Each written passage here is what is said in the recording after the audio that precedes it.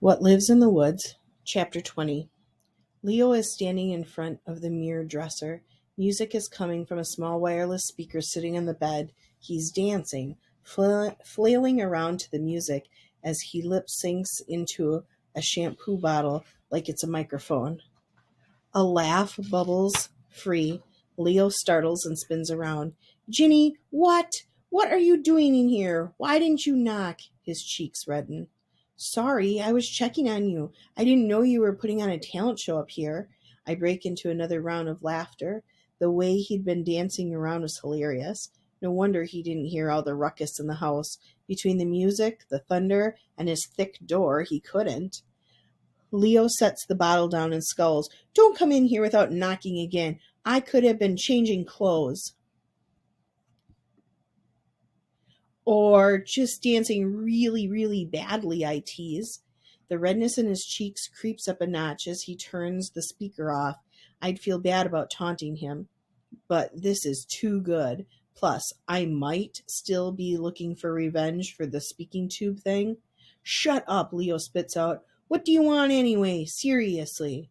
Suddenly, I remember why I came up here, and the lip syncing isn't as funny. Some weird things were happening, and Mom and Dad didn't know where you were, so. Wait, he interrupts. You were worried about me? No, I immediately fire back. He folds his arms over his chest and smiles. Right.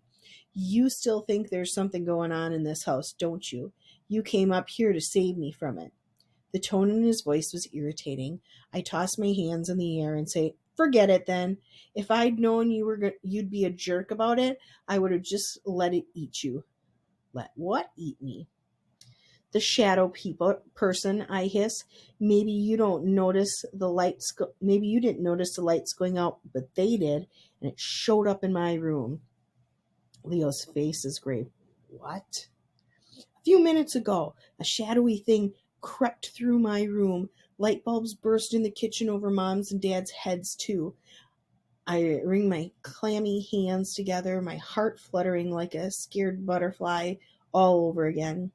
Dad can't explain it, but I think I can. The shadow people are real. He lowers to a seat on his bed. It's an old house, Ginny. We knew it would be broken down from the start. The light bulbs, the sounds, the darkness. It's probably all just more stuff Dad needs to tell them to renovate. No, it's more than that. Like I said, I saw it. It moved across my room and made everything cold. I could see my breath. When he still looks unconvinced, I sit next to him. Dad said the mannequin in my room is attached to the floor, but last night it was in a different spot in my room. It moved, Leo. Then my door, without a lock, was suddenly locked. How are these things possible? I don't know, he admits wearily. Maybe you're right.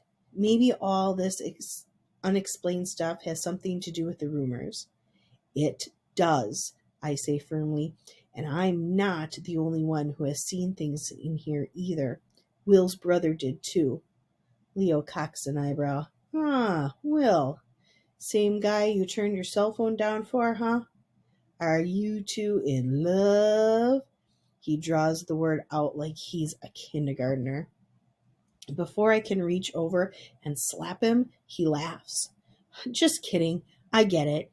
You're a book nerd. He's a book nerd. It's a match made in heaven.